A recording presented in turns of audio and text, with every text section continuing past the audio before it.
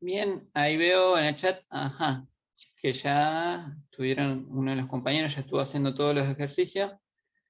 Y la forma de verificar que estén bien o no es si vos ejecutás el programa y funciona y llegás al resultado que se pide, bueno, en principio podríamos decir que están bien, son funcionales, son correctos. En todo caso, quedará a evaluar si se llega al resultado de una forma óptima y eficiente o no, o si eso se podría mejorar o no. Pero bueno, en principio, si se ve el resultado, si se llega al resultado, partimos de que está correcto. Claro, eso es lo importante, por lo menos se ejecuta. Eso ya es un primer paso muy importante.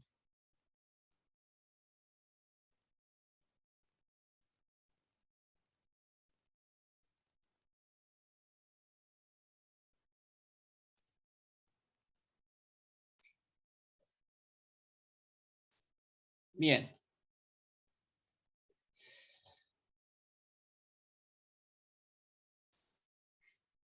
Entonces, bueno, vamos a ir comenzando. ¿Sí? Recordarles, ¿sí?, que ya están en la página, en la parte de videos, ya pueden acceder al video de la clase anterior, ¿sí? Ya está disponible.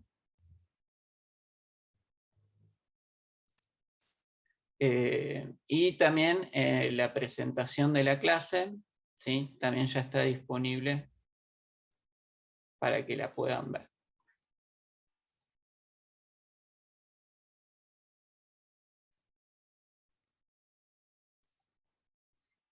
Próximamente voy a estar subiendo más códigos y voy a estar terminando y subiendo la guía de ejercicios, ya la guía 2, en donde la idea es trabajar directamente todo con estructuras alternativas.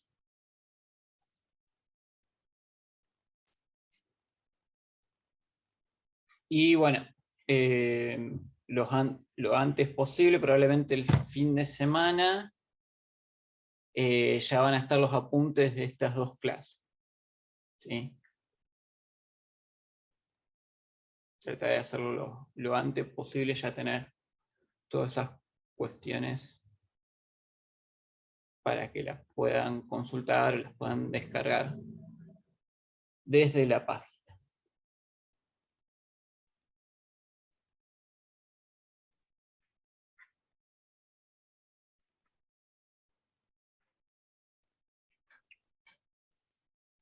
Bien, bueno, la idea es comenzar de nuevo, como la clase anterior, si estuvieron haciendo la guía de ejercicios de la primera parte. La idea es, bueno, si tienen alguna duda, si hay algo que no les sale, si quieren que repasemos entre todos acá alguno de los ejercicios que les genere dudas, o alguna consulta en general que haya.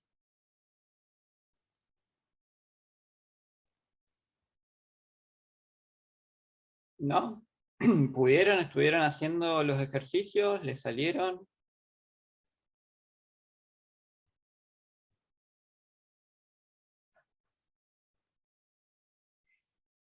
No, las guías en sí no es necesario que las entreguen, ¿sí? Lo que sí, más adelante, cuando terminemos de ver una serie de temas, lo que se les va a pedir es que desarrollen ya una aplicación completa, ¿sí?, un poco más compleja que los ejercicios, donde van a tener que aplicar varias cuestiones, digamos, van a tener que combinar distintos tipos de estructura, ¿no es cierto? Y eso sí lo van a tener que entregar, va a ser como parte de, pongámosle, como una evaluación, ¿sí? La idea es eso, o sea, que va a ser desarrollar una sola aplicación, pero esa aplicación va a ser una aplicación compleja, ¿sí? Un programa complejo en donde ustedes van a tener que resolver una multiplicidad de cuestiones, ¿sí? Utilizando las distintas estructuras. La idea de estos ejercicios es que ustedes asimilen, son ejercicios para que puedan ir asimilando con la práctica todas las cuestiones que vamos dando, ¿sí?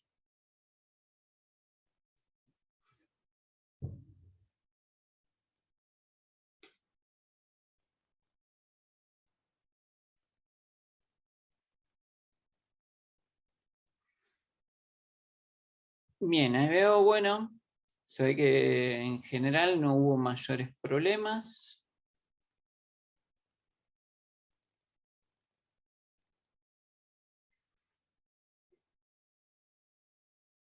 La idea de hoy es... Bien. La idea de hoy, en la clase de hoy, vamos a ver tres cuestiones, ¿sí? Que tienen todo, que son todo un tema, digamos, en su aplicación. Por un lado vamos a ver lo que son los switch, cómo crear estructuras de switch, ¿sí? Que en Python en realidad se llaman pattern matching, o algo por el estilo, pattern matching, pero que son básicamente switch. En la mayoría, o por lo menos en los lenguajes de programación más conocidos, se le suele llamar switch. En Python le pusieron un nombre particular que es pattern matching, pero hace referencia a lo mismo. Por otro lado vamos a ver el operador ternario, ¿sí? Y si llegamos, ¿no es cierto? La idea es ya ver las iteraciones y cerrar con el tema de estructuras de control, ¿sí? Que ya conceptualmente lo habíamos visto un poco en la clase anterior, ¿sí? Que eran las estructuras de control dentro del paradigma de la programación estructurada. Bueno, la idea es hoy viendo iteraciones, ¿sí? O como también se les llama, estructuras repetitivas. Cerrar ya todo un bloque de contenido. Bien. Antes de comenzar con el primer tema, ahora me acordé, si ustedes en la página se descargan los códigos, por ahora hay 2, pero ya próximamente va a haber unos cuantos más, cuando los bajen, ¿sí? Estos códigos yo se los subo como se llama documentados, ¿sí? Son códigos documentados. ¿Qué quiere decir que un código esté documentado? ¿Sí? Básicamente es con comentarios en donde se explica las distintas operaciones o cuestiones secuencias que se realizan y demás. O sea, es un código en donde se explica un poco qué es lo que va pasando en ese código. ¿Cómo se hace eso? Básicamente introduciendo comentarios. Y a esto es lo que quería venir, porque era un tema por ahí que me había quedado en el tintero de explicar, que es de qué forma nosotros podemos ingresar comentarios en el código, ¿sí? Que básicamente son un texto que a la hora de compilar, o mejor dicho, de ejecutar el programa y que se compila, la plataforma de desarrollo directamente lo pasa, o sea, lo saltea, no lo tiene en cuenta en la ejecución, ¿sí? Entonces, si yo, por ejemplo, que era uno de los ejercicios de las primeras clases, lo ejecuto, digamos, no hay ningún problema en la ejecución, ¿sí? Lo puedo ejecutar normalmente. ¿sí? Es como que el compilador, digamos, y después cuando se ejecuta el programa, se sobreentiende de que estos son comentarios y que no tienen nada que ver en sí con el proceso. Por lo tanto, se saltean todas estas líneas en el proceso. Para ingresar los comentarios, ¿sí? En Python, lo que se hace, existen dos tipos de comentarios, como ustedes ven acá en los códigos. Por un lado está el comentario multilínea, para lo cual se utilizan las 3 comillas simples, o el comentario que se hace en una sola línea, que es este que se ve en gris, ¿sí? Que se hace a partir del signo numeral. Entonces, tener en cuenta eso, por ejemplo, si yo pongo así, y quiero comentar qué es lo que estoy haciendo ahí, en una sola línea, simplemente lo que hay que hacer, signo numeral o hashtag, como se lo suele llamar ahora también, y todo lo que se escriba hacia la derecha del numeral va a ser considerado un comentario y por lo tanto ya a la hora de ejecutar el código, tanto la plataforma de desarrollo como la ejecución por ventana normal ya saben de que eso es un mero texto que no, se va a no va a estar dentro del proceso de ejecución de secuencias, ¿sí? Del programa. Es simplemente un comentario. Eso es algo que lo puede interpretar o se puede interpretar en la ejecución simplemente al analizar que hay ahí un signo numeral. Entonces puedo poner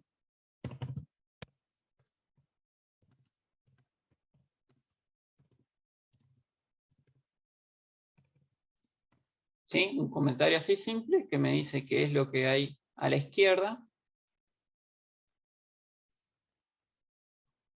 ¿sí? Y ya está. Ahí estoy documentando, esto se llama documentar el código del programa. O si quiero hacer un comentario multilínea, pongo las 3 líneas, que en principio, a la hora de abrir el comentario, obviamente que me toma todo lo que está abajo como si fuese un comentario. Por lo tanto, indefectiblemente después tengo que cerrar ese comentario agregando 3 líneas al final. ¿Sí? Entonces, mientras se va ejecutando, se lee que hay 3 comillas simples, entonces se entiende que todo lo que está por debajo es comentario hasta que se llegue a otras 3 comillas simples. Y de esta forma puedo poner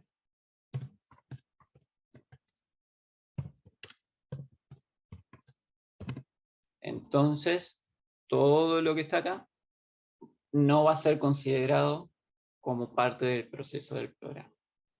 ¿Sí? Un detalle que es importante, ¿sí? Siempre es importante ir documentando los códigos, ¿sí? Cosa de que una vez que yo, por ejemplo, desarrollé un ejercicio, dejo bien los comentarios para que me quede documentado, cosa de que si después de un tiempo vuelvo sobre ese ejercicio que resolví, puedo recordar más fácilmente qué es lo que se iba haciendo, qué es lo que hice, digamos, qué es lo que se iba haciendo, qué es lo que se hace en ese ejercicio. Bien.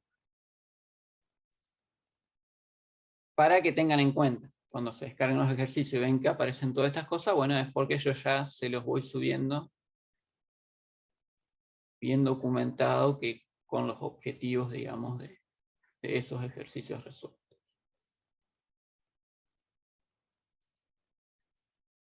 Bien, bueno, ahora sí, hecho esta aclaración y sumando también esta otra cuestión importante a tener en cuenta cuando escribimos los códigos,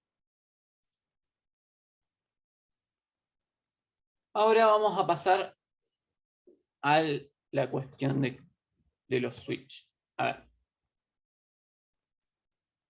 tanto los switch, ¿sí? O pattern matching, y el operador ternario serían como 2 complementos a lo que vimos la clase anterior, ¿sí? Es como son dos temas que se complementan a ese tema general, ¿sí? Básicamente, en los dos casos estamos hablando de estructuras lógicas alternativas, ¿sí? Forma de construir alternativas.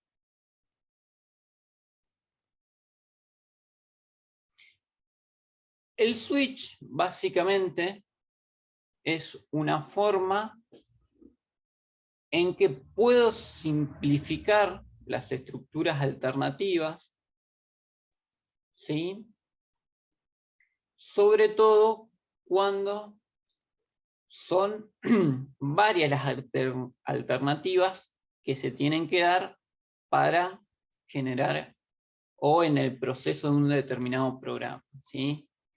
Nosotros, la clase pasada, básicamente habíamos visto la estructura alternativa con el if y el else, en donde se daban en base a una condición, había dos posibilidades. Si se cumplía la condición, se hacía una cosa, si no se cumplía, se hacía otra cosa.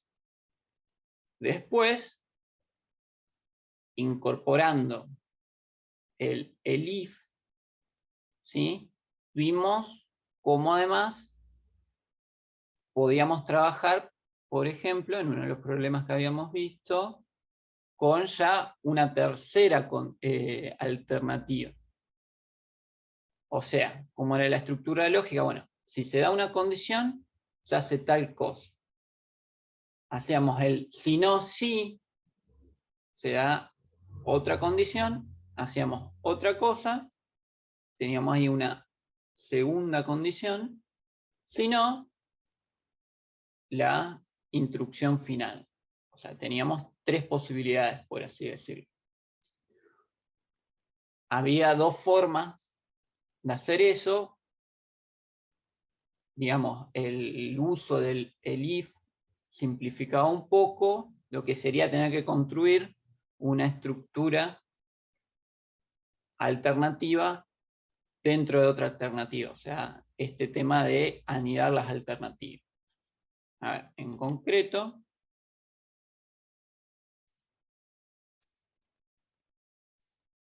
una posibilidad, arrancamos con el if, ¿no es cierto? Que le poníamos la condición, los dos puntos, y el else. Después veíamos que dentro del if podíamos poner otro if,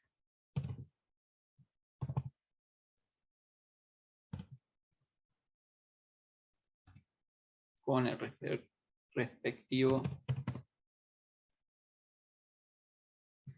else sí, o que eventualmente se podía trabajar simplificando esto, haciendo el if,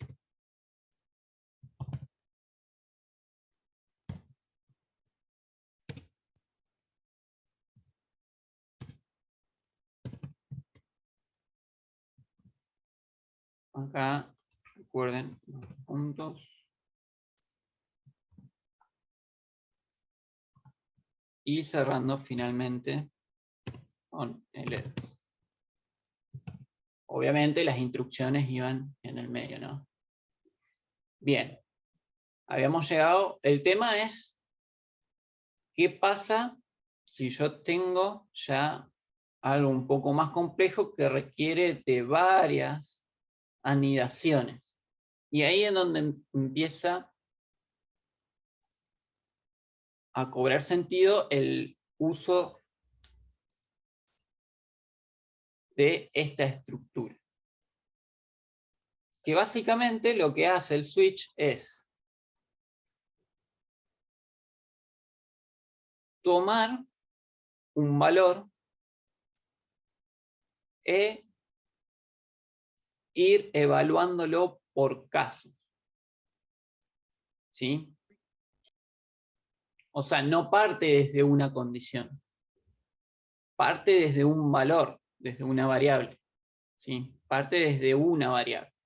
Y después, sobre esa variable, va generando las condiciones para que se generen determinadas instrucciones o secuencias, ¿sí? Es como que ahí hay un cambio en donde tenemos que modificar un poco el análisis. Con el if directamente era sí, condición. Acá no, partimos desde un match, ¿sí? Que toma la variable y después se van dando las condiciones. En la práctica obviamente esto se va a entender un poco mejor. Pero bueno, también acá una cuestión a tener en cuenta es que muchas veces, y sobre todo con Python, a veces mientras más simple parece la expresión en el código, por ahí es más complejo el razonamiento que hay que hacer para entender cómo funciona ese código, ¿sí? Por ahí pasa mucho justamente en Python, que es un lenguaje sencillo en torno a la sintaxis, simplifica mucho a veces las estructuras, y por ahí a uno le cuesta un poco más entender lo que está pasando dentro de esas estructuras, ¿sí? Bien. Dicho esto, para empezar a ver un ejemplo con el uso del switch, tener en cuenta acá una aclaración de que durante mucho tiempo en Python esta estructura no existía, ¿sí? O sea, los creadores del lenguaje, ¿sí? Y los programadores por detrás del lenguaje, durante mucho tiempo nunca se les había ocurrido incorporar este tipo de estructura, aun cuando en la mayoría de los lenguajes, no digo todo porque no conozco todos los lenguajes de programación, pero seguro en los lenguajes más conocidos, siempre existió una estructura switch, ¿sí? O una forma de estructurar condiciones o simplificar las estructuras alternativas mediante un switch. Sin embargo, en Python no veían necesario hacerlo hasta que decidieron hacerlo en las versiones más recientes de Python. De hecho, me animaría a decir que recién esta estructura se incorporó en la última versión de Python. Recordemos que Python es un lenguaje que tiene más de 20 años, ¿sí? Lleva más de 20 años de desarrollo, y recién en la última versión incorporaron esta secuencia, este tipo de estructura, ¿sí? Para las alternativas. ¿A qué voy con esto? De que puede suceder, ¿sí?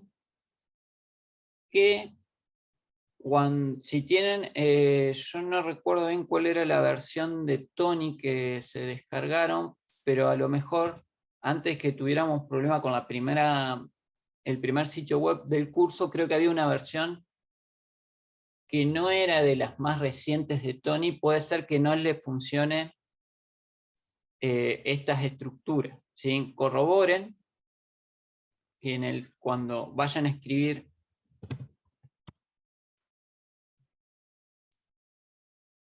match, ¿sí? Por ejemplo, les aparezca como una palabra, claro, las tres, capaz que a lo mejor no les funciona, ¿sí?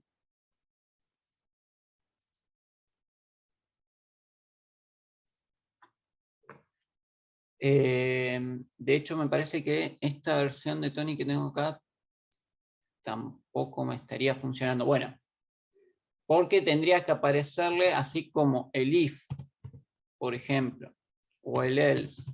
Aparecen como palabras reservadas, ¿sí? Ven que aparece como en negrita y en otro color. Eso quiere decir que son palabras reservadas.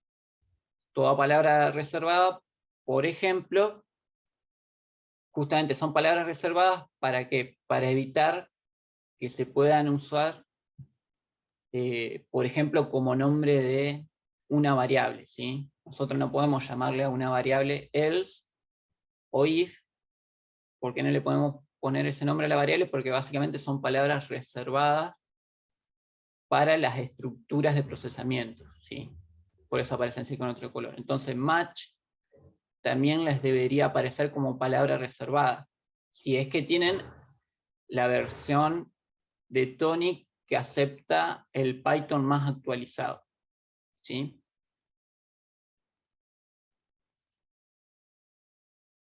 En este caso a mí no me estaría apareciendo.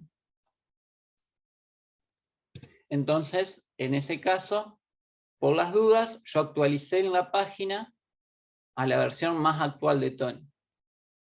Lo que, si no le funciona la estructura del switch, lo que hacen, vienen a la página, ahí donde dice entorno de desarrollo Tony.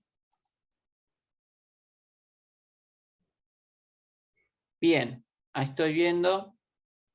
Claro, es la versión ideal de Tony para que todo funcione bien, es la 4.0. ¿Sí? Que es la que se pueden descargar acá. O sea, ustedes apretan acá entorno de desarrollo y acá abajo ya directamente les baja la versión 4.0. Lo que hacen, vienen a la carpeta de descarga, doble clic. ¿Sí? De paso repasamos por ahí si hay gente nueva, doble clic y se actualiza inmediatamente. Bien, lo estoy ejecutando. Bueno, obviamente tienen que tener cerrado el programa.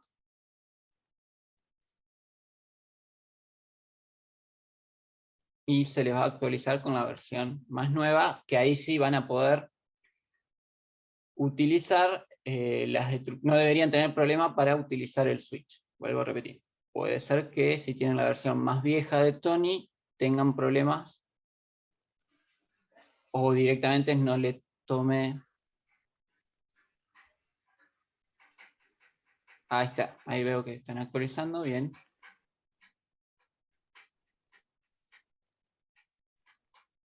Bien.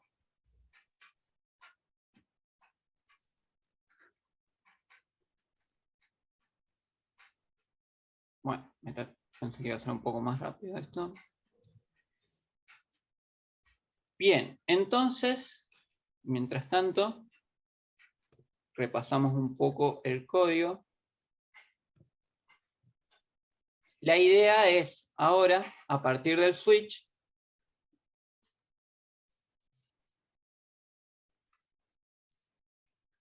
¿sí? De esta estructura, vamos a ver cómo utilizarlo mediante la resolución de un problema, ¿sí? Que en realidad esta había quedado también del tintero de la clase anterior, que no llegamos a verlo, pero bueno, ahora ya que vamos a ver esta nueva estructura, lo vamos a resolver ahora. ¿Sí? La idea es, en este problema, se solicita escribir el código requerido para poder ingresar desde el teclado un número de día de la semana, del 1 al 7, y un número del mes, del 1 al 12, y que imprima el nombre del día de la semana y el del mes correspondiente en texto. Si el día, y a su vez, pide hacer la validación. Si el día o el mes ingresado es incorrecto, entonces deberá mostrarse un mensaje de error que indique la situación. Bien. Entonces, en principio lo que podemos inducir de este problema es que, bueno, tenemos que, a partir de estructuras alternativas, ¿sí? Vincular un número con un nombre. ¿Sí? En el caso de los días, vincular el número 1 con el lunes, el número 2 con el martes, el número 3 con el... y así sucesivamente. Y a su vez también vincular otro número con el nombre de mes. 1 enero, 2 febrero, 3 marzo, 4 abril. Como ven, ya les da la pauta que son varias las condiciones. ¿Sí? Estamos hablando de 7 días y estamos hablando de 12 meses. Si esto obviamente lo podríamos resolver anidando estructuras alternativas simples, pero nos va a quedar un montón de estructuras anidadas, ¿sí? Se nos va a hacer un código un tanto engorroso. Entonces, el switch es una buena herramienta como para poder simplificar un poco esa cuestión. Después más adelante vamos a ver que hay otras herramientas que en este caso en particular podrían simplificarla bastante más. Por ejemplo, si hacemos uso de una lista. Pero bueno, llegado el momento lo veremos. Pero por lo pronto, la herramienta a disposición de mayor simplificación es la que estamos viendo ahora, que es el switch. Bien. Perfecto, ahí se me terminó de actualizar.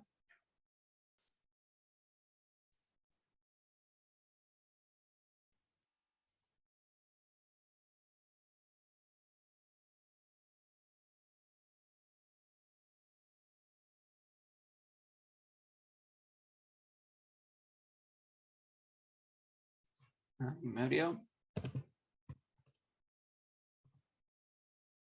Bueno, todavía no me sigue apareciendo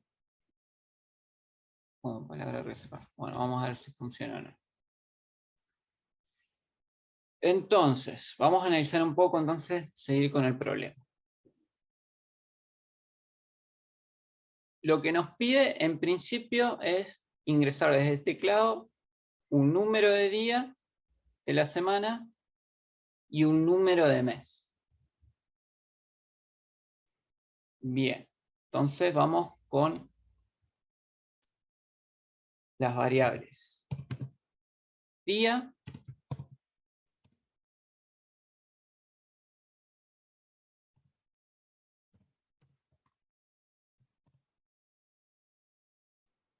Vamos a ponerle número de día. Bien, en unos segundos va a haber un pequeño corte, el que pasa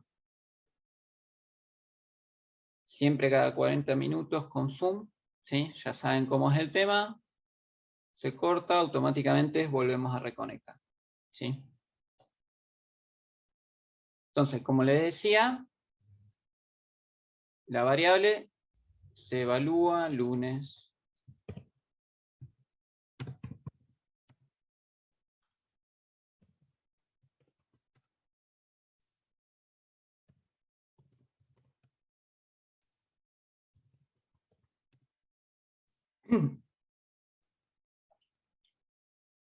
Y ahí, directamente entonces, al ejecutar,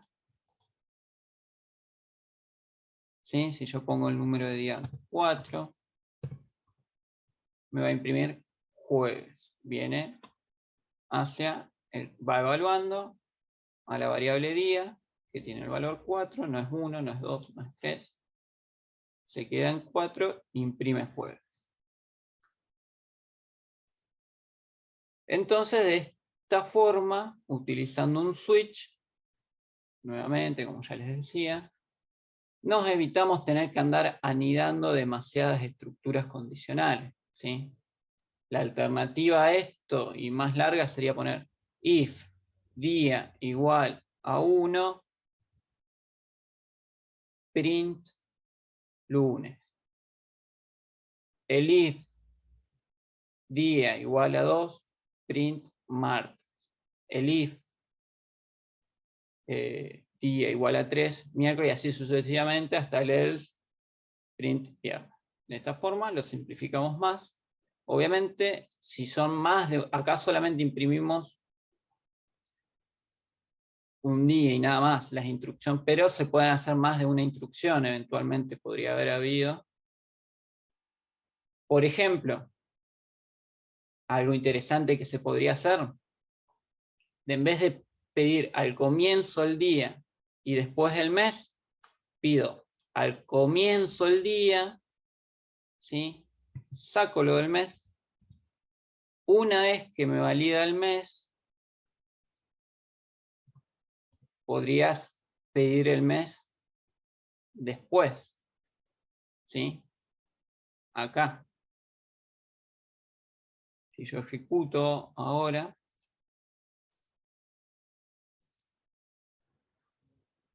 me pide el día,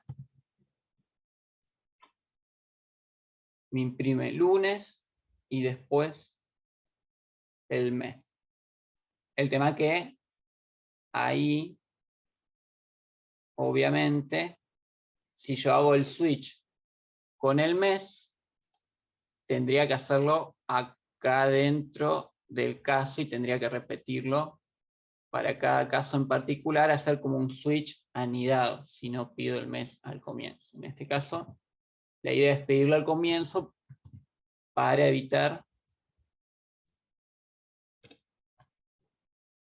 o mejor dicho, con un solo switch para mes, como hicimos con día, ya hacia el final sean solamente dos estructuras de alternativa. Aquí estamos. Directamente copio y pego toda la estructura para no volver a escribir todo. Solamente que ahora, en vez de evaluar el día, evalúo el mes. Vamos a hacerlo con 5 meses nomás.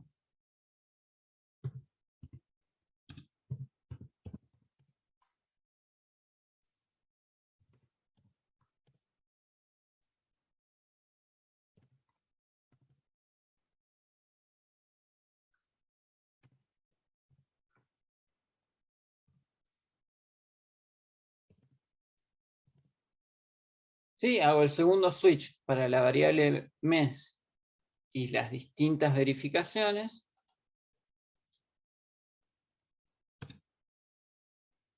Para después imprimir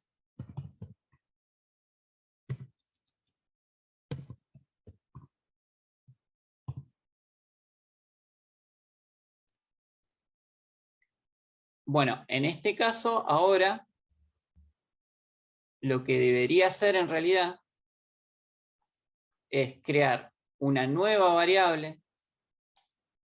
En realidad acá lo que nosotros hacíamos era imprimir directamente. Lo que puedo hacer acá es poner una variable nombre día que sea igual lunes.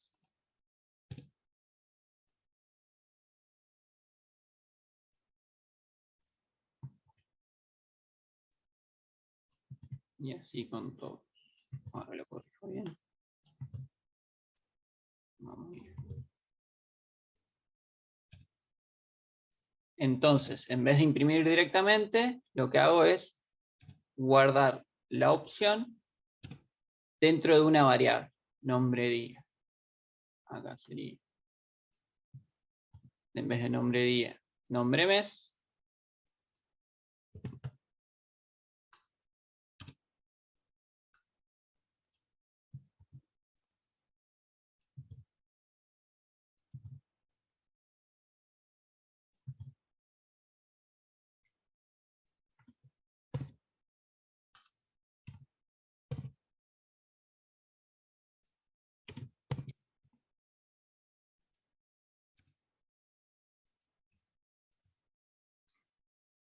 Y guardo los valores que ingresé acá. Voy guardando esos valores de acuerdo a la opción como un texto, ¿no? Entonces después imprimo nombre día, coma, le hago un espacio, uniones.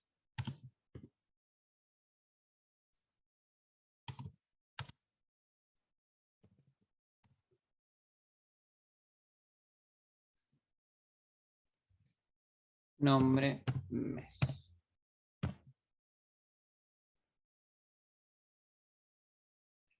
¿Sí? Puedo, al principio, recuerden, barra invertida N para dejar un poco más de espacio.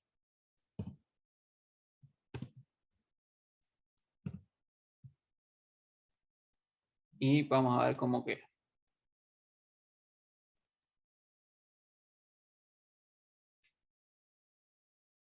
Ejecutamos desde la consola.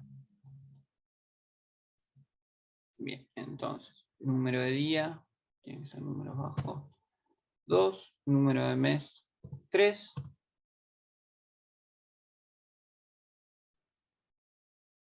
Bien, hay un error en la línea 19.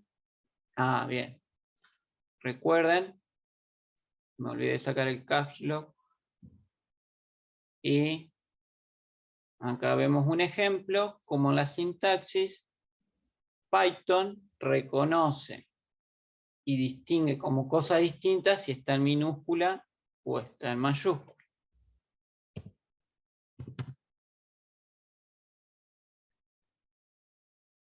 Bien. Ejecutamos de nuevo. Número de día 2, mes 3. Y ahí sí, se ejecutó perfectamente bien. Martes, marzo. Para terminar de completar, podría poner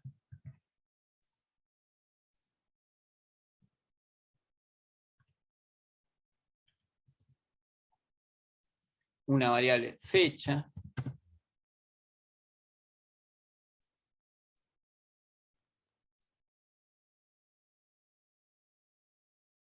El que se refiera al día concreto que es hoy.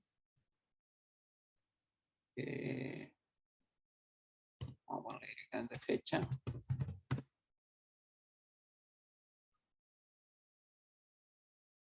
Y acá abajo, a la hora de imprimir, imprimo bien la fecha, que sería fecha, coma,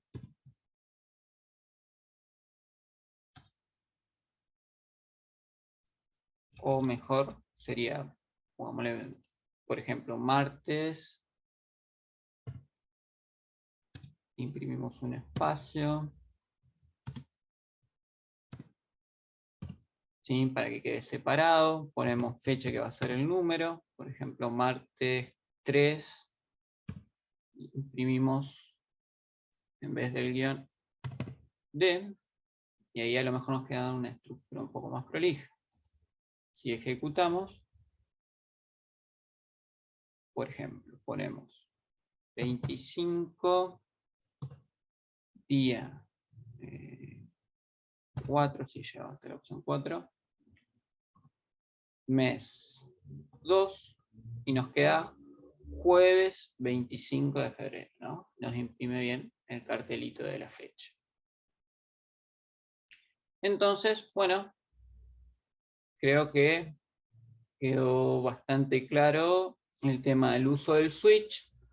Como todo esto, dependiendo del problema, lo pueden ir puliendo, ¿no es cierto? Lo importante tener en cuenta, en este caso, se simplifica la condición evaluando directamente una variable que se considere.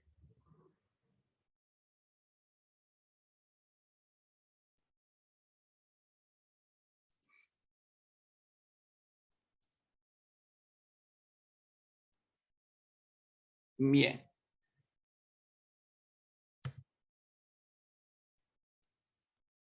Entonces ahí, bueno, nos queda por último lo que nos pedía el problema, es hacer una validación, que en realidad es lo último que nos pide el problema, pero es lo que tenemos que hacer al comienzo, ¿sí?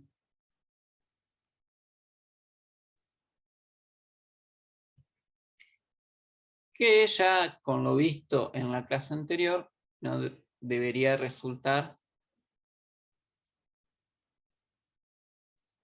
muy complejo. O sea, hacemos una estructura if. En este caso, todavía como solamente trabajamos con condicionales, recuerden, si se ingresa mal la opción, directamente cortamos con el programa. Ya ahora en un rato vamos a ver cómo esto lo podemos hacer de otra forma sin necesidad de tener que parar toda la ejecución del programa. Como explicaba ahí, la condición era, si los días van del 1 al 7, por lo tanto, y acá en este caso, tengo que convertir la variable día, que es en principio texto, convertirla al número. Ahora bien, no lo hago desde inicio porque si no me afectaría el switch. porque en el switch lo estoy evaluando como si fuese texto, entonces esta variable no puede dejar de ser texto. Una opción es, creo una variable X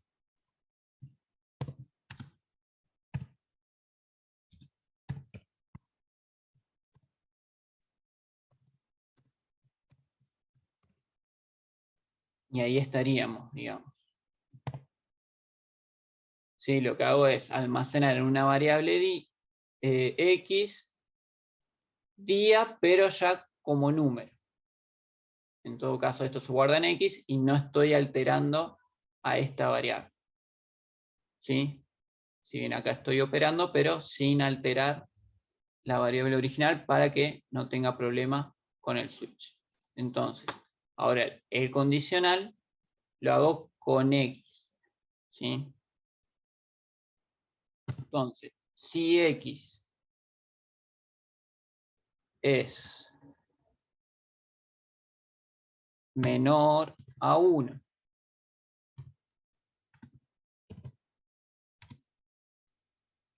y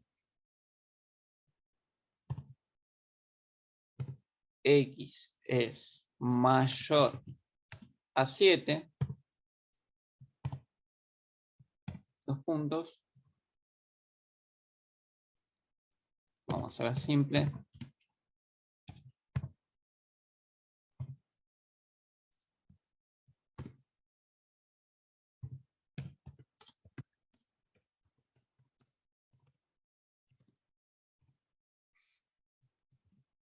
Ahí va. Y en teoría, ahí debería funcionar.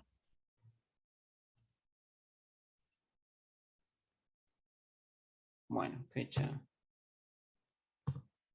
Número de días, si yo pongo 9.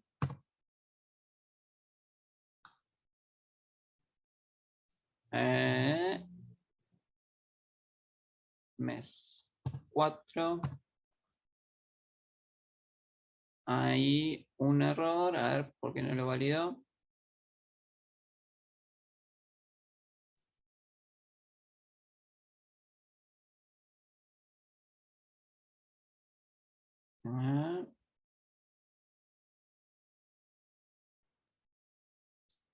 Bien. Vamos por las dudas a hacerlo completo.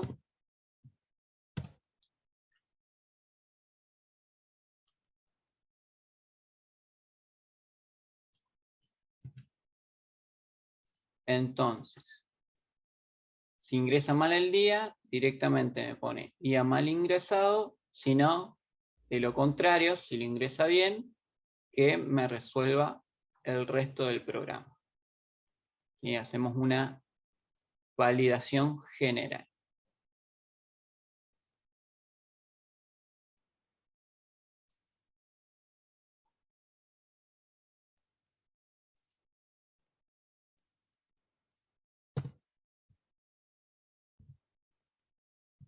Bien, ahí funciona bien. Si ejecuto con un número incorrecto,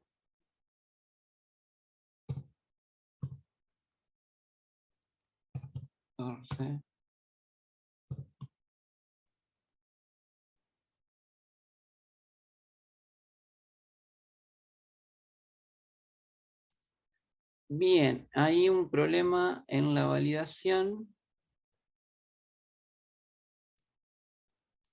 Evidentemente, si yo lo pongo acá,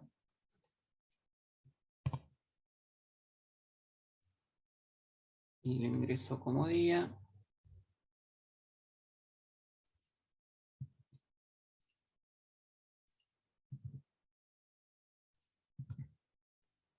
creo que la estructura sí está bien escrita.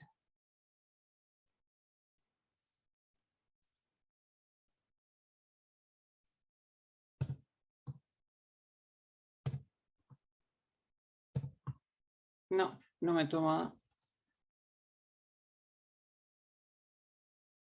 A ver las condiciones. Bien. ¿Cuál era el problema acá? el AND, o sea que se tenía que cumplir las dos cosas, por lo tanto se da un error lógico. ¿Sí? O sea, no puede ser un número menor a 1 y mayor a 7 al mismo tiempo. ¿Sí? En realidad acá la condición era OR. O es menor a 1 o es mayor a 7. ¿Sí? Por ahí uno cuando arma rápido la estructura lógica y no se detiene a pensar, puede recaer en estos errores. En una segunda lectura y analizando las condicionales, ahí saltó, ¿no es cierto?, que teníamos un problema, en realidad, en la operación secundaria, en donde estaban las dos instrucciones lógicas. Si yo ahora lo pruebo, como 9, día mal ingresado. ¿Sí? Ahí efectivamente está funcionando. Retrocedemos.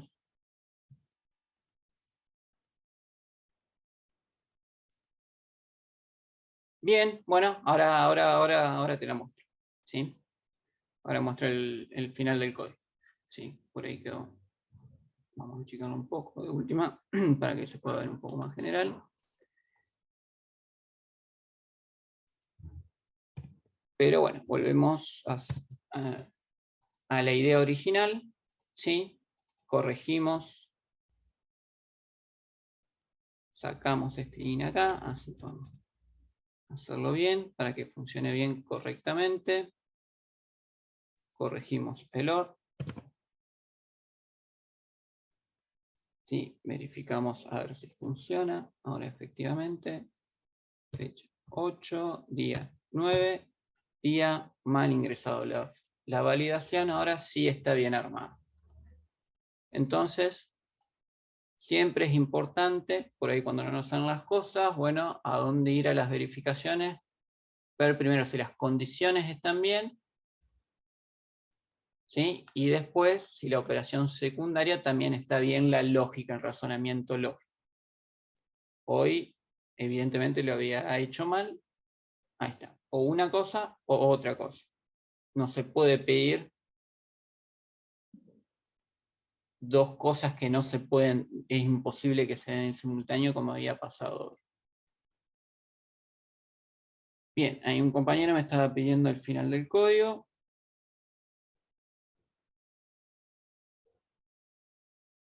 Básicamente, después de hacer los switch, bien.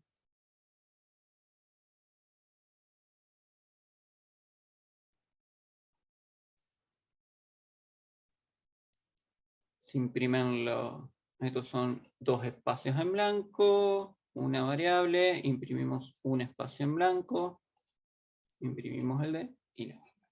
Bien. Se podría aceitar un poco mejor el tema de la validación, pero en general, ahí, hecha la validación, cumplimos con el problema planteado. Bien. Y de esta forma tenemos una idea ya, una primera idea de cómo trabajar con un switch y simplificar el uso de condicionales. ¿Sí?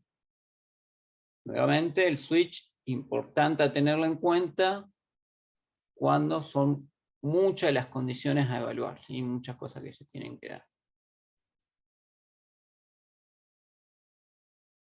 Bien, ahora vamos a pasar a un último tema, a una última cuestión a tener en cuenta en este tema de las condicionales y de las estructuras de selección. Existe, además, en todos los lenguajes de programación en general, y obviamente también en Python, lo que se llama el operador ternario. ¿Qué es un operador ternario? La forma más simplificada de poder escribir un condicional, ¿sí? Que es como está acá abajo. Por suerte, por así decirlo, Python lo hace de manera bastante intuitiva, digamos, a diferencia de otros lenguajes. ¿Sí? Utiliza el if y utiliza el else. ¿Qué es lo que se hace con el operador ternario? Cuando solamente la cuestión pasa por dos opciones, o sea, que pase una cosa o pase otra, en vez de escribir if, condición, instrucción, else y lo demás, directamente lo que hace es simplificar todo eso en una línea. Obviamente, solo se puede usar operador ternario cuando hay dos alternativas. Ya si necesitamos una tercera alternativa, o más, como vimos recién, no se puede utilizar el operador ternario. Básicamente lo que se hace es escribir una variable, el valor que se le quiere otorgar a esa variable, y condición mediante un segundo valor que podría llegar a adquirir esa variable. ¿Cómo sería esto en el código?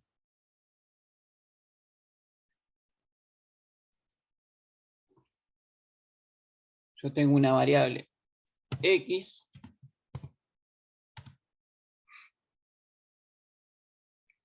que es igual a 1, y ahora, trabajando como trabajamos recién con los días, podría decir nombre día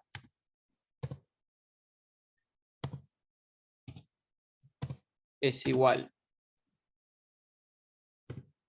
a lunes, pero, ¿sí? Primero parto por una afirmativa. Nombre día es igual a lunes. Ahora bien, si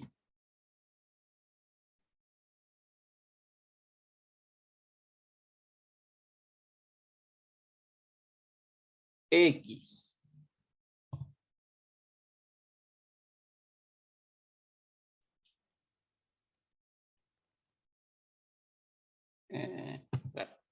x es igual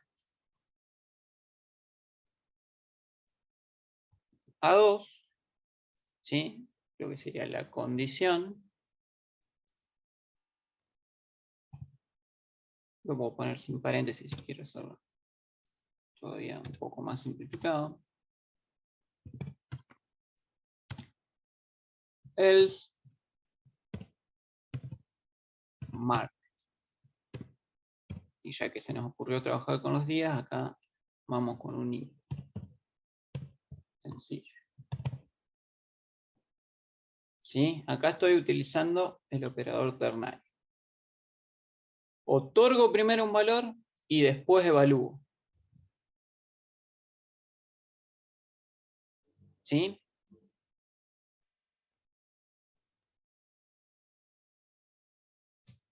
Y bueno, imprimo para verificarlo.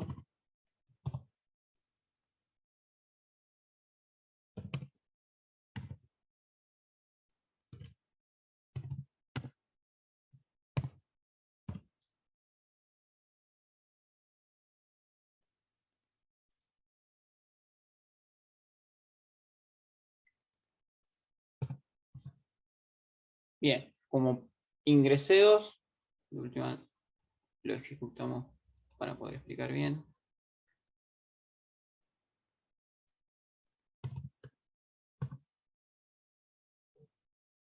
Por consola.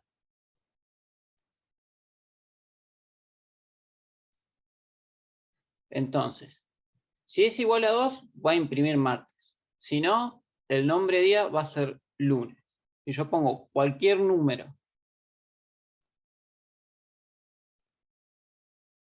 que no sea lunes, mejor dicho, que no sea 2, va a salir lunes. 45. Perdón.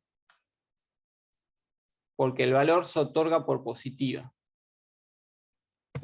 ¿sí? Tengo que poner acá las comillas dobles. En realidad, el valor se otorga por positiva, de lo contrario, no se otorga.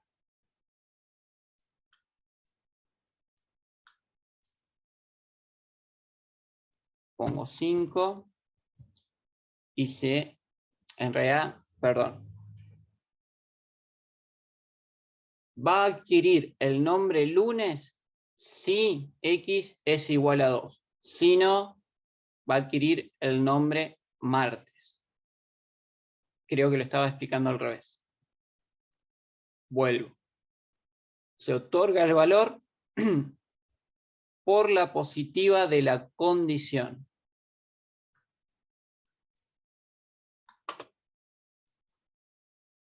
Como ven, hace mucho que no ocupo un operador ternario.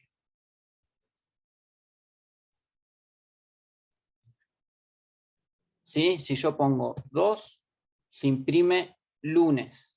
O sea, la variable va a tomar el valor que se le otorga siempre y cuando se cumpla la condición. Si no se cumple la condición, adopta el otro valor.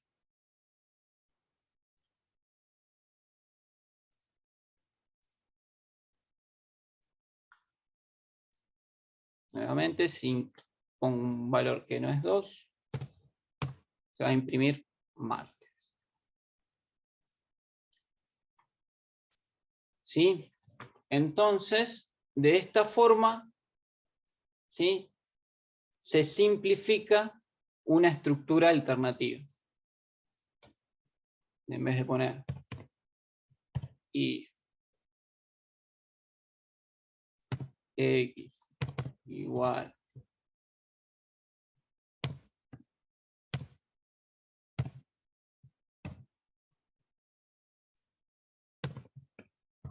como ven, es bastante más largo tener que escribir todo.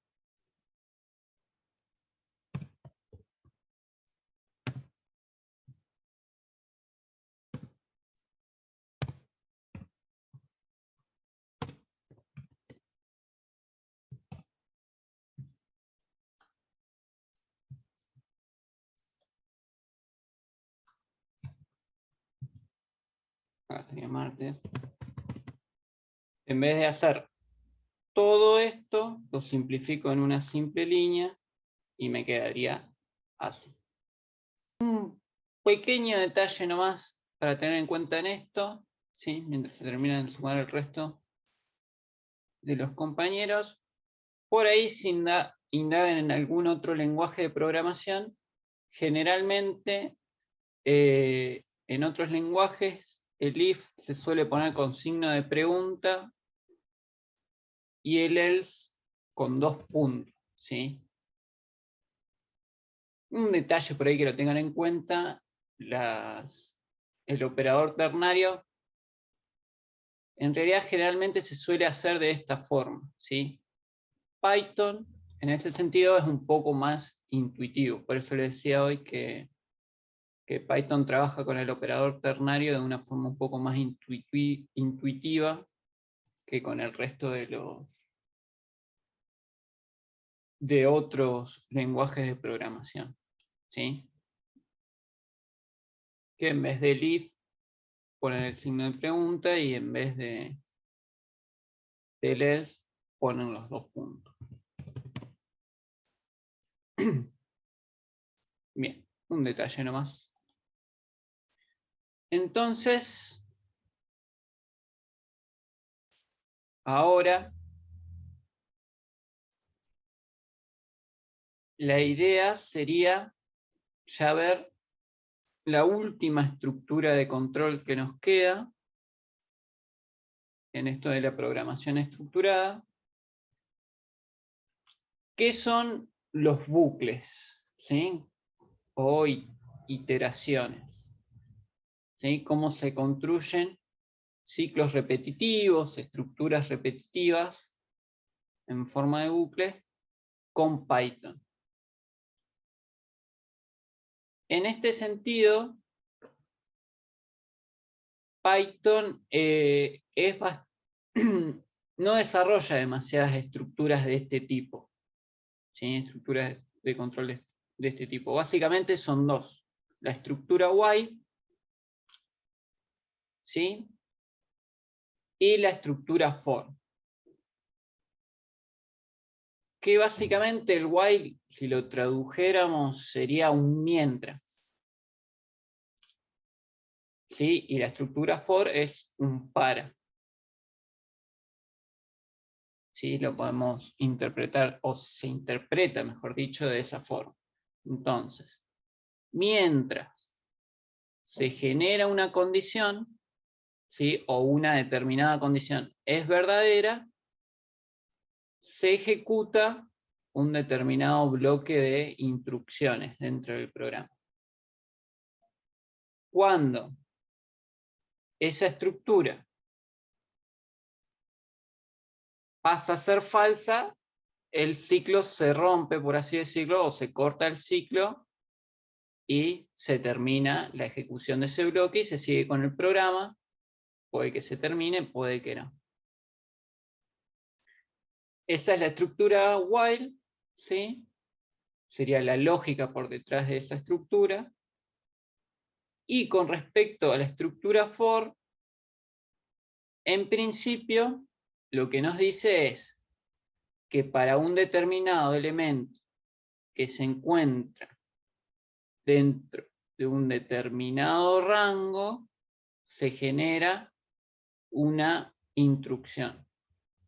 Este tipo de estructuras for nos van a ser más útiles un poco más adelante cuando veamos bien cómo generar estos rangos, ¿sí? Sobre todo a la hora de recorrer listas, de recorrer vectores con distintos valores, ¿sí? Digamos que nos va a resultar más útil cuando veamos un uso un poco más avanzado, ¿sí? Cuando trabajemos con estructuras de datos. Por el momento, a la que le vamos a prestar un poco más de atención es a la estructura while,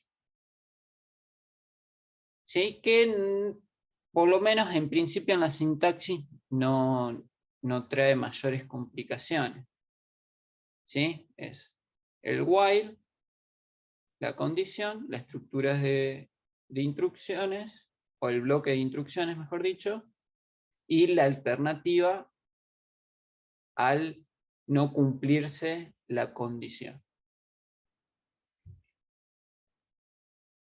¿Cómo sería esto en el código? O la aplicación, mejor dicho.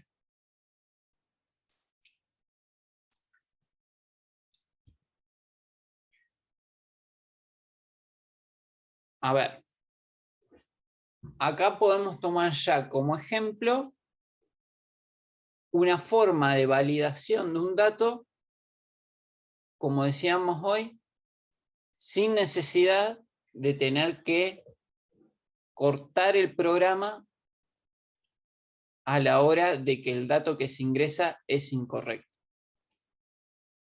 Ya la lógica de la estructura nos intuye cómo va a funcionar. O sea, mientras no se cumpla una determinada condición, se sigue ejecutando esa instrucción.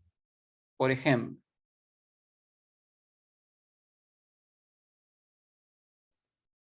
tengo una variable número, ¿sí? Que ingreso por teclado.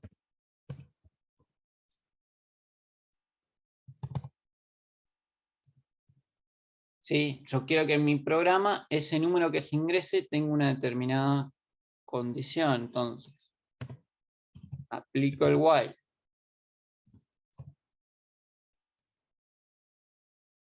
Mientras, por ejemplo, número sea distinto a 2, ¿sí? Yo quiero, en este caso, que el número ingresado sea 2.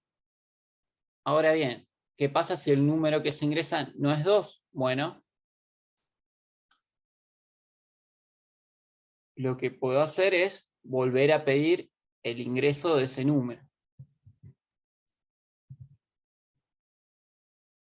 ¿Sí? Y esto se va a dar mientras número sea distinto a 2, me va a pedir el ingreso. Una y otra vez hasta que ingrese 2. Y ahí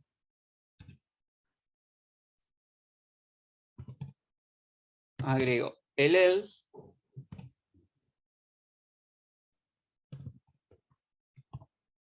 Vamos a ponerle número correcto.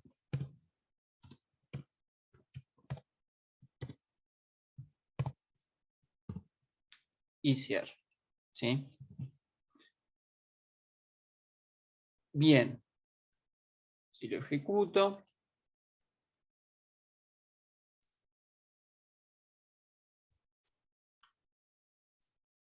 ¿Sí? Lo primero que me hace es el input, ingresar el número. Si ingreso un número distinto a 2, ¿qué pasa? Vuelve al input, me vuelve a pedir el número. Ingreso otro número distinto de 2, me vuelve a pedir el número. Es otro, hasta que ingreso 2, número correcto. ¿Sí? Y ahí tuve una validación sin necesidad de tener que hacer un corte como veníamos haciendo hasta ahora, validando simplemente con una estructura condicional. Y de esta forma, con este bucle, lo que hice acá es generar un bucle. Generé un bucle que hace, o que da la impresión, digamos, de que el programa está funcionando, digamos, sigue funcionando, no hay corte.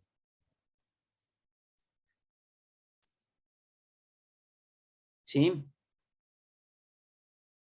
Ahora bien, siempre acá ya con este tipo de estructuras, justamente, como decíamos recién, donde el programa se sigue ejecutando, siempre es importante prestar atención a cómo se arma, porque puede haber errores si no hago bien la estructura de la condición que yo quiero validar. El programa puede quedarse atrapado dentro del bucle, digamos. ¿Sí? Que suele pasar, digamos, de que por ahí ante determinadas instrucciones el programa entra a un bucle y como está el código mal desarrollado, después termina por no salir de ese bucle, ¿sí? Por una instrucción mal puesta. ¿Sí? Entonces, ahí prestar atención con este tipo de estructura, que puede traer errores críticos, digamos, para el programa. ¿Sí? Si yo, por ejemplo, acá en el input, ¿no es cierto?, hace el corte y se hace el ingreso de la variable. Pero pongo un 1, simplemente algo así.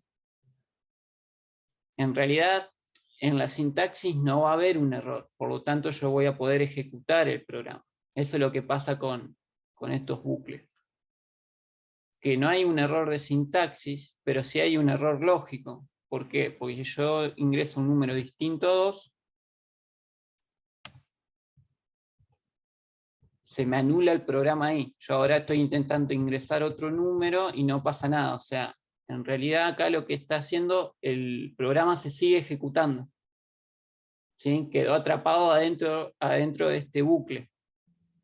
¿Sí? Lo tengo completamente anulado. ¿Por qué? Porque puso una instrucción que nunca da por falso la condición que está ahí dentro del while, y por lo tanto el programa se va a seguir ejecutando, yo no puedo ingresar nada, y quedó ahí atrapado. Entonces, bueno, en esto prestar atención, ¿no es cierto?, a que una vez que el programa ingresa al bucle, dentro del bucle se dé las condiciones necesarias como para que en algún momento o por alguna determinada cuestión se vuelva falsa esta condición. ¿Sí? Porque si no, de lo contrario, como dijimos, vamos a encerrar el proceso dentro del bucle y va a quedar ahí funcionando y va a llegar un determinado momento en que se va a producir una falla crítica dentro del programa y se va a cortar. Otro ejemplo que podríamos utilizar trabajando como hacíamos, habíamos hecho un ejemplo con las condicionales, pero ahora con un while. Por ejemplo, con una contraseña.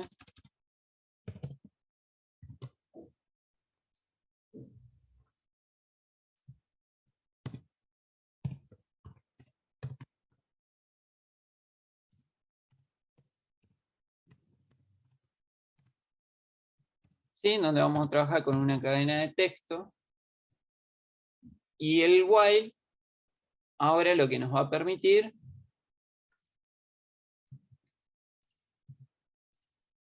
es que mientras yo no ingrese una contraseña correcta, por ejemplo,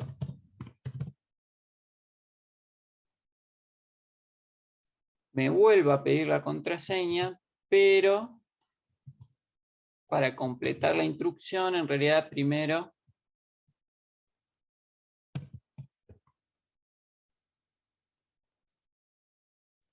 me saque un mensaje que diga contraseña incorrecta.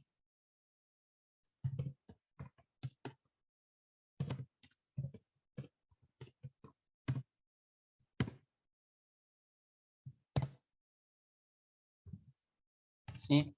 Dejo algunos espacios. Salto de línea, mejor dicho. ¿Sí? Y me pidan nuevamente el ingreso de contraseña.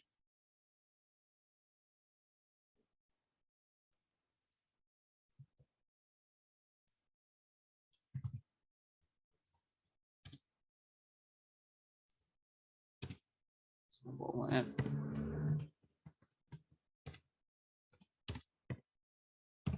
Así.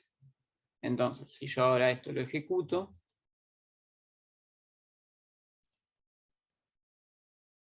ingresar contraseña, pongo incorrecta, contraseña incorrecta, ingresar contraseña, contraseña incorrecta, hasta que pongo la contraseña correcta, contraseña curso, y efectivamente ahí me ingresa al programa, por ejemplo. Yo acá puedo poner una primera validación para ingresar al programa, y una vez que se cumple con esta validación, me ingresa y recién acá, después del else, empiezo a desarrollar toda la aplicación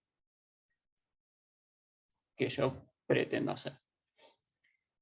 Bien, entonces ahí tenemos una primera idea de cómo se utiliza el while. Y en el caso de Python no tiene alguna estructura asociada, digamos, a diferencia de otros lenguajes con el while. Simplemente se queda en estas cuestiones, ¿sí? Y en esta estructura básica. Y con respecto a lo que habíamos visto de la estructura for, sí, en este caso, lo que tenemos que tener en cuenta para la estructura for es que nos permite establecer un número fijo de veces que se genera una determinada instrucción. Por lo pronto, tengamos esta idea presente. Después vamos a ver que eso se puede complejizar un poco más. Pero, por ejemplo, yo podría utilizar un for. ¿Sí? Primero defino una variable.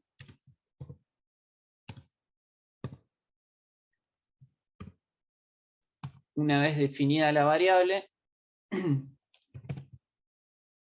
parto del for, tomando esa variable,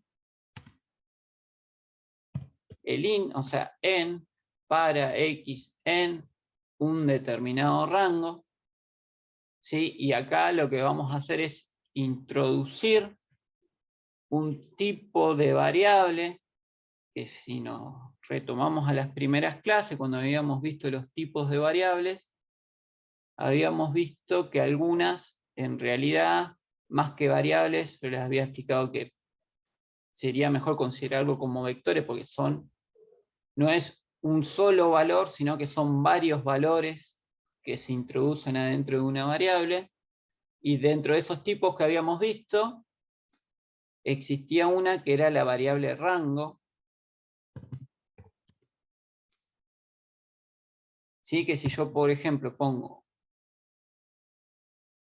rango 5, en realidad esto es un vector, ¿sí? Que va del 1 al 5 y considera los 5 valores. O sea, acá dentro está, si se quiere, el 1, el 2, el 3, el 4 y el 5. Sí, es como que esto está todo acá dentro de este rango. Entonces, ¿qué nos permite hacer esto? Los dos puntos. Sí, recuerden, en todas estas estructuras, ya lo habíamos mencionado con respecto al if, pero también se aplica para tanto esta estructura como las anteriores, siempre respetar el tema de las sangrías en el ordenamiento, ¿sí? Algo importante en lo que hace a la sintaxis de Python. Entonces, para x en rango 5, yo puedo poner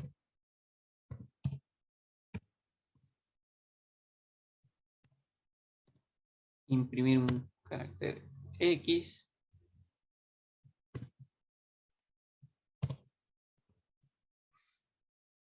¿sí? Simplemente así, y al ejecutar,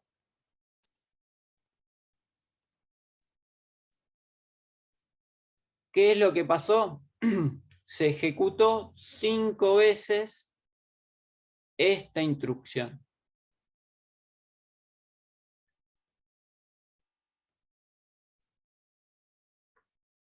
¿Sí? Esta es la principal funcionalidad que le vamos a ir dando por ahora a lo que es la estructura for. ¿Sí? Si yo quiero hacer esto un poco más complejo,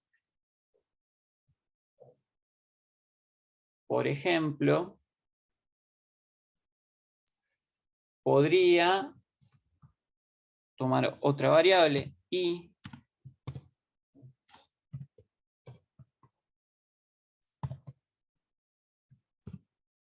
¿sí?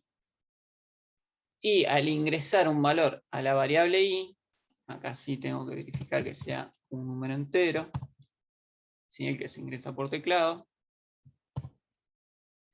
a este rango lo puedo manipular a partir de esta variable y del valor que ingreso. Entonces, si yo por acá, por ejemplo, pongo i, ¿sí? Y al ejecutar,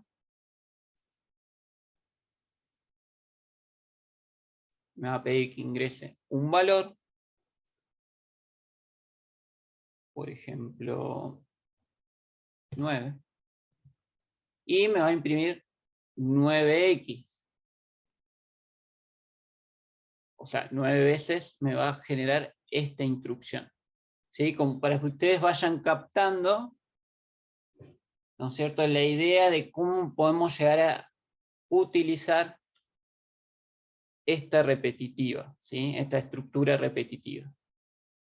¿Sí? Sobre todo teniendo en cuenta que nos permite operar ya desde un número limitado, digamos, un rango ya predefinido para una determinada instrucción, ¿sí? Sobre todo, después vamos a ver cómo a partir de esta instrucción uno puede ir imprimiendo cosas por pantalla, ¿sí? A la hora de introducir determinados valores.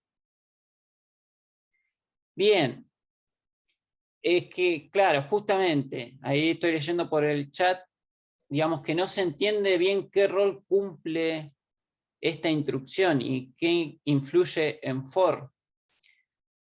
En realidad, en la lectura, sí, que se hace en el código cuando se ejecuta, simplemente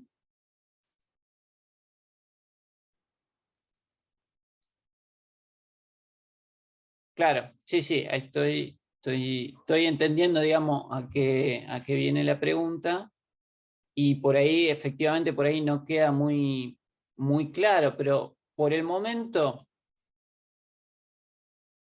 vamos a decir que lo que hace esto es validar que funcione esta estructura repetitiva. ¿Por qué? Porque efectivamente el valor 3 está dentro del rango i,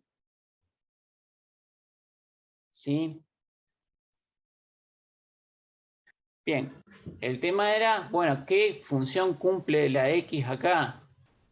Y en realidad, en principio, podría decir ninguna función, pero lo que hace es, en realidad, que justamente funcione la repetitiva, ¿sí? Si esta variable no existiera, digamos, y por ende no estuviera dentro del rango de i, la estructura no va a funcionar. Es como un accesorio que se hace para que esa repetitiva pueda funcionar. Esto lo vamos a ver un poco, sí va a tener un poco más de utilidad cuando empecemos a trabajar con listas, ¿sí? Porque acá yo estoy tomando un rango numérico. Y como es un rango numérico, pierde importancia el valor en sí de la variable. Pero si yo, por ejemplo, no trabajaría con números,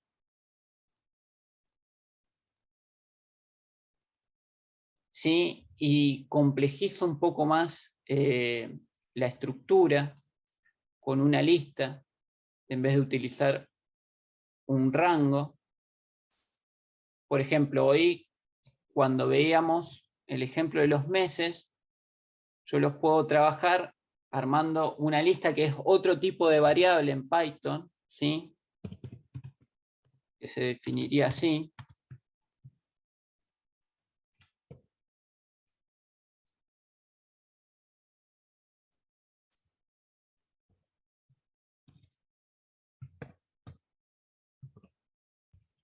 Por ejemplo,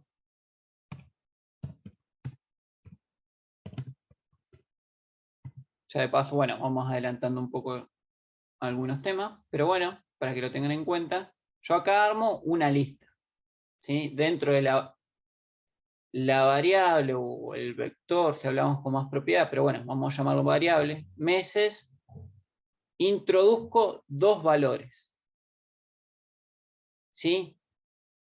Entonces yo acá, en vez de usar un rango numérico, usaría una lista.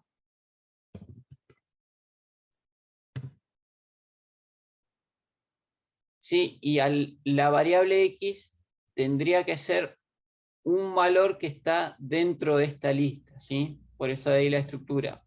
Para x en esta lista. E indefectiblemente, si yo acá ingreso un mes, por ejemplo, tendría que... perdón, bueno, se me mezclaron los tantos. Pongámosle días. ¿Sí? Yo tendría que hacer un ingreso en X de un día que tendría que estar dentro de la lista de días, ¿sí? Entonces ahí yo ejecutaría una instrucción correcta dentro de esa validación. Pero bueno, es un tema, vuelvo a repetir, que lo vamos a ver un poco mejor y ir desglosándolo un poco mejor más adelante cuando empecemos a trabajar con listas. Por lo pronto, para for, por ahora la mejor utilidad que le podemos dar es utilizándolo simplemente para imprimir rangos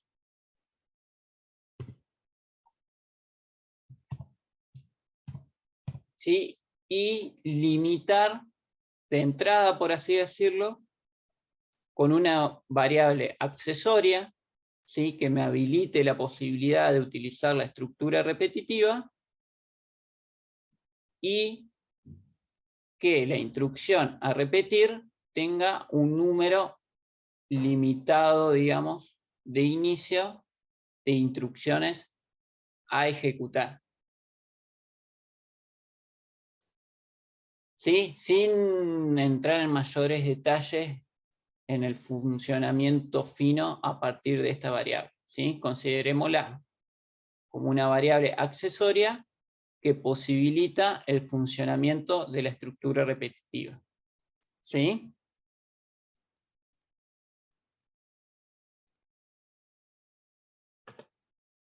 A lo mejor no respondí muy bien la duda, pero espero que haya quedado claro la idea.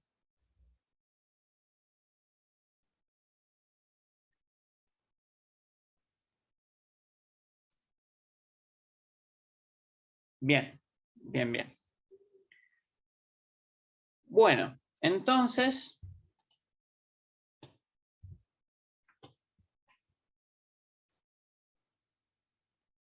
hasta acá, ¿no es cierto? Ya tenemos desarrolladas lo que son las tres estructuras de control para poder desarrollar un programa en base a una programación estructurada, ¿no es cierto? Teniendo bien en claro lo que son las secuencias, lo que son las condicionales, y a partir de ahora ya también lo que son las iteraciones. Entonces, la idea de ahora más es, a partir ya de estas estructuras, empezar a ponerlas en funcionamiento y en la medida ya en la práctica concreta, en los códigos, ir incorporando cuestiones nuevas. ¿Sí? Pero ya la base está, digamos, por así decirlo. Ya tenemos las bases que hacen a la programación. ¿Sí? O sea, cualquier programa, desde el más simple hasta el más complejo, no tiene cuestiones de base más avanzadas que estas. O sea, la base para cualquier programa, independientemente de la complejidad que tenga, son estas tres estructuras de control, ¿sí? Y es un correcto manejo de estas tres estructuras de control, de las secuencias, de las alternativas, ¿sí? O condicionales, o de las iteraciones o ciclos o bucles, ¿sí? Entonces ya tenemos los elementos como para poder resolver cualquier cuestión. Una estructura u otra, como ya estuvimos hablando hoy, permitirán hacer más o menos eficiente un programa, hacer un código más largo o más corto, ¿sí? No existe una única forma de resolver un problema y de desarrollar un algoritmo, ¿sí? Eso, digamos, quédense tranquilos, digamos, cada cual en función de cómo encuentre más cómodo ir escribiendo el código, irá dándole su propia impronta a la hora de resolver un problema, ¿sí? Y encontrará en determinadas estructuras más fácil o más sencillo poder resolver las cosas. Obviamente, con el tiempo y a medida que vayan ganando maestría, se podrán ir dando cuenta de cómo ir haciendo más o menos eficiente un programa, en la medida que a partir de una estructura y no otra estructura, justamente nos ahorramos procesos, ¿sí?, de la computadora, nos ahorramos instrucciones en el programa, ¿sí? Se tiene que procesar menos para llegar a un determinado resultado. Y en base a eso, la idea ahora es ya focalizarnos más en la práctica y empezar a resolver problemas un poco más complejos y ocupar distintas herramientas. Uno de los problemas típicos que se dan en programación, ¿sí?, que a lo mejor, bueno, no llegamos a terminarlo hoy, pero que es interesante ir trabajándolo, ¿sí?, es el tema, ¿sí?, el tema típico. Siempre se suele pedir, cuando uno estudia programación, dentro de las primeras aplicaciones que desarrolla, es cómo generar un programa que sea una calculadora que nos permita encontrar la resolvente de una función cuadrática, ¿sí? Si repasamos un poco matemáticas, ¿sí?, en el secundario, cuando nos enseñaron funciones cuadráticas, nos enseñaron, digamos, que había una fórmula para dada una función, y teniendo los tres valores a, b y c, aplicando la fórmula, hallamos los valores de las dos x, ¿sí?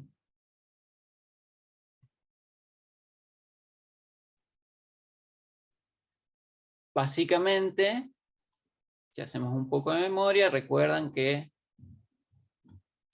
las funciones cuadráticas eran parábolas, ¿sí? Y el hallar las x, lo que nos permitía saber era las intersecciones que esa parábola tenía con el eje y,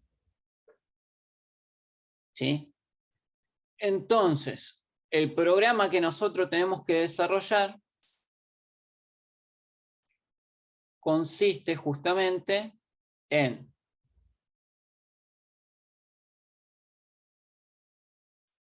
dado los valores a, b y c, se ingresen por teclado y automáticamente el programa o la calculadora que estamos desarrollando nos permita obtener esos valores de x, ¿sí? Para eso tenemos que aplicar esta fórmula, que en principio, ¿qué vamos a hacer? Que efectivamente hay que aplicarla dos veces. De ahí que vienen los dos valores de x. Una es para sumar la raíz cuadrada y otra que es para restar esa raíz cuadrada. En esto, si profundizamos un poco en esta fórmula, vamos a saber que hay que hacer distintos tipos de validaciones, ¿sí? Ya sea por el resultado final, que en principio no vamos a ir tan a fondo con el análisis matemático, si no viene el caso. En todo caso, analizaremos si hay una solución posible, si se dan efectivamente dos soluciones, o puede darse el caso de que exista una sola solución, o mejor dicho, que al hallar las dos fórmulas nos dé un mismo resultado para x, ¿sí?, que es el caso de cuando la parábola tiene su vértice sobre el eje X es cuando, al hallar la resolvente, las dos X nos van a dar el mismo resultado. ¿Sí? Una validación importante también que hay que tener en cuenta en esta fórmula es que una raíz cuadrada, ¿sí?, digamos, nunca puede ser negativa, ¿sí? Que en el determinante, que es esto que está acá adentro, ¿sí?, siempre tiene que ser mayor a 0 para que no nos dé un resultado complejo, por así decirlo.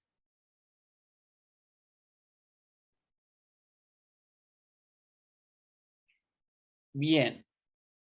Entonces,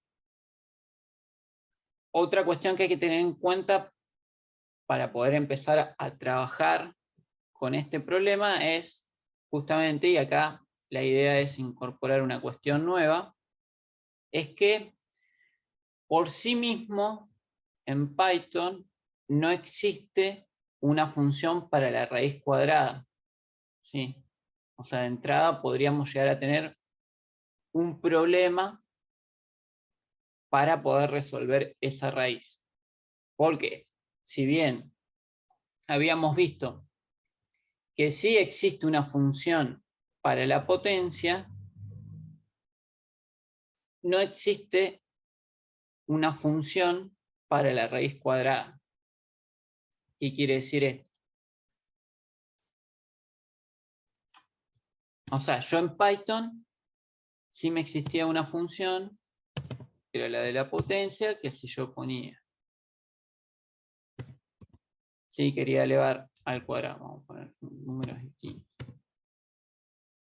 un número, ¿sí?, directamente lo podría poner así.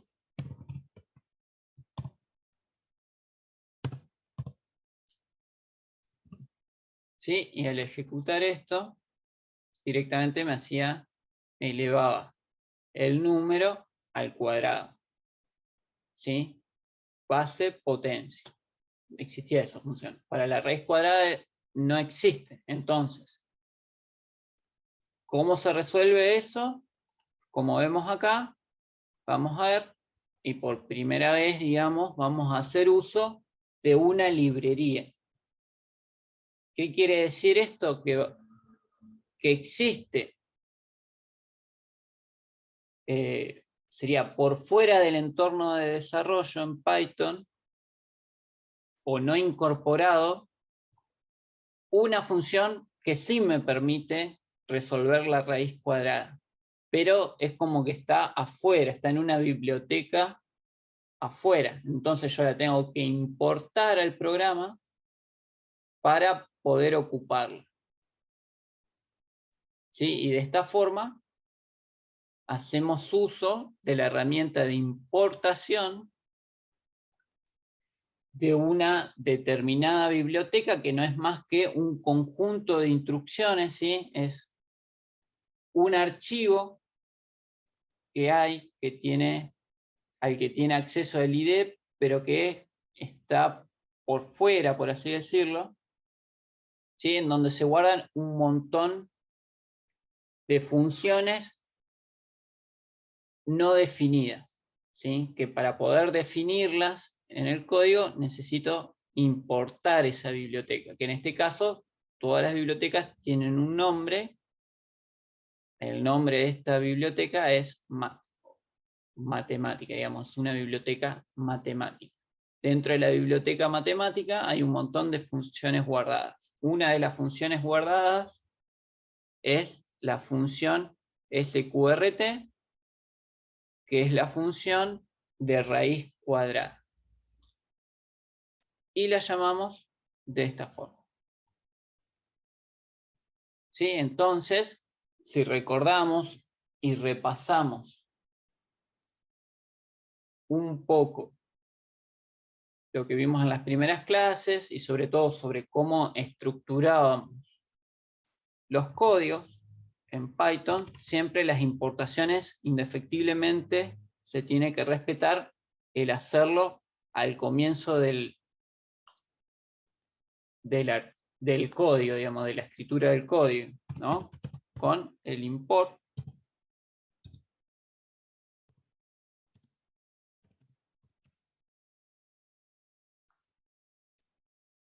¿Sí? Y ahí, y después, mejor dicho, vamos a ir usando la misma función. Para llamar a la función que está ahí, que es la de la raíz cuadrada, primero pongo la biblioteca, después el nombre de la función, que era el orden era sqrt, bien. Por ejemplo, 81. ¿Sí? Y de esta forma entonces va a poder operar el programa, ¿sí? El código se va a leer bien. ¿Sí? Y nos da 9.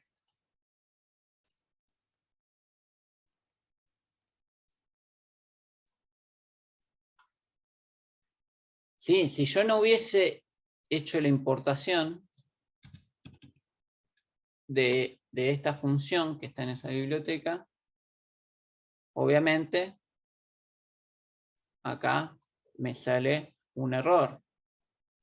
Lo mismo si aplico de una la función, ven que ni siquiera figura la función como palabra reservada. ¿Sí? También me salta un error, a diferencia de una función que sí está incorporada, como la de la potencia, que ella me sale como una palabra reservada. Entonces, de esta forma ya vemos cómo es la dinámica de importación de determinadas funciones que no están incorporadas, digamos, de inicio dentro del entorno de desarrollo como funciones de Python, sino que las tienen guardadas aparte, se importan y se aplican. ¿Sí? De esa forma. Bien. Entonces, bueno, la idea es, sabiendo y teniendo aclarado esto de cómo poder resolver el tema acá de la raíz cuadrada, ahora, bueno, viendo el horario, no vamos a llegar a desarrollar mucho más, pero bueno, quedará planteado este problema, ¿sí? Para charlarlo la próxima clase, ¿sí? Analizar un poco cómo sería el algoritmo, ¿sí? Recordemos, volvamos a repasar, ¿no es cierto? La idea esta de poder generarnos una estructura, una idea de cómo debería ser todo el proceso para la resolución, partiendo de los 3 valores, ¿sí?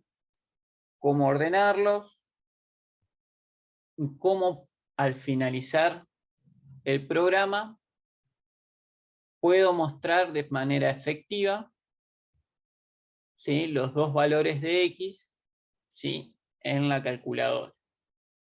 Entonces, bueno, vista la hora que es, vamos a dejar planteado el problema, piénsenlo, traten de resolver si se animan, ¿sí? Y en todo caso, para la próxima clase, arrancamos ya directamente yendo al código para el armado del programa de la resolvente. ¿Sí?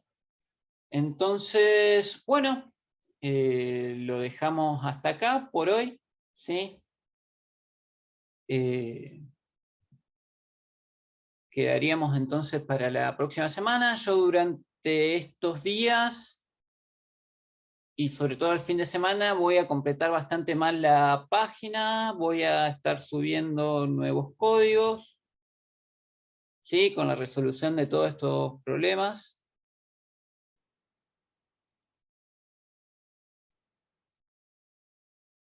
A ver, estoy leyendo un problema de acá del chat.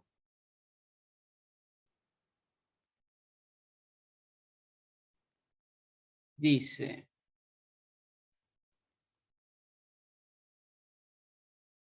ejecuté un ejercicio de case desde consola y no me arrojó ningún error.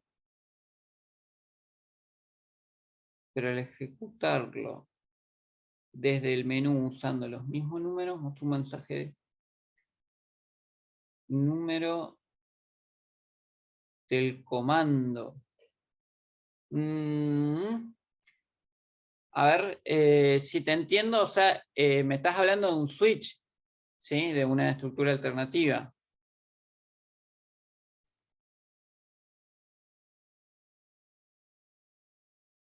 No me arrojó error, pero al ejecutarlo desde el menú usando los mismos números, mostró un mensaje que decía número de comando.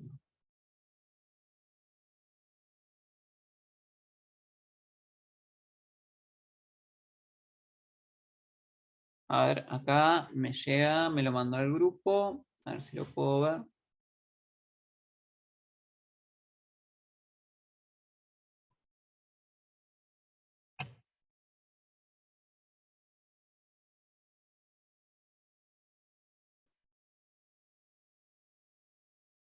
Tendría que ver el código completo.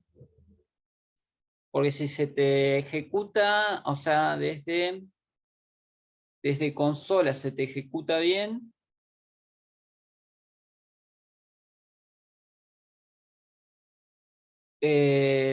no termino de entender el error que te sale. ¿Estás seguro que le probás, sabes qué? En Tony, aprieta, pará, te comparto la pantalla. Sí, probá de nuevo, pero antes apretar stop. Porque puede que no se te haya cerrado una ejecución anterior.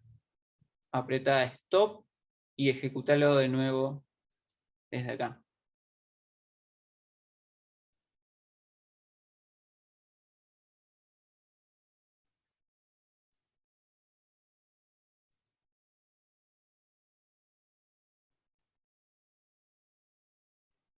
¿Funcionó?